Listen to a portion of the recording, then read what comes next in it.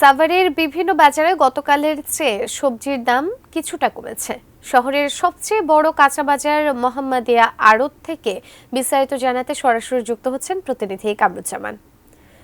কামরুজ্জামান, নিশ্চয়ই আমাকে শুনতে পাচ্ছেন। বাজারের দাম তো শুনছি ইতিমধ্যে কমেছে, তো এই নিয়ে আসলে বিক্রেতা বা ক্রেতাদের অভিমত কি জানাবেন?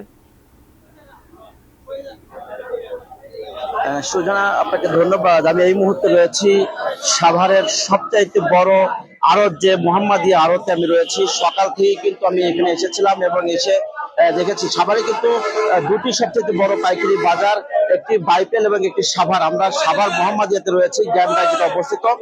আজকে বাজারে এসে যেটি দেখলাম যে বাজারের প্রতিদিনের তুলনায় আজকে কিন্তু সবজির দাম অনেকটাই কম, কারণ সকাল থেকেই কিন্তু বৃষ্টি হয়। কিছু ক্রেতা এখানে কম এসেছে এবং প্রচুর পরিমাণ সবজি কিন্তু এই সাভারের এই বাজারে এসেছে।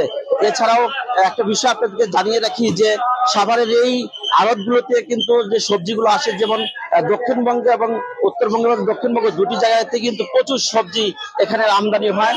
এবং এখানে কিন্তু আমি আপনাদেরকে একটু দেখাতে চাই ক্যামেরার মাধ্যমে যে কি পরিমাণ সবজি বাজারে এসেছে। কিন্তু ক্রেতার পরিমাণ এত কম, আজকে কিন্তু অনেকেই বেচা বিক্রিও করতে পারছে না বলে আমাদেরকে যেমনটি জানিয়েছে যারা আড়তদার।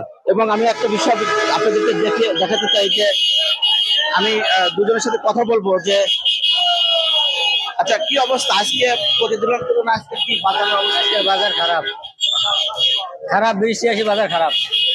আমরা আরেকজনের সাথে কথা বলবো যিনি বেগুন নিয়ে আছেন, তার সাথে কথা বলবো যে কি অবস্থা আপনার, তো আজকে বেচা কেনা কেমন? বেচা কিনা খারাপ। কি কারণে? বৃষ্টির কারণে।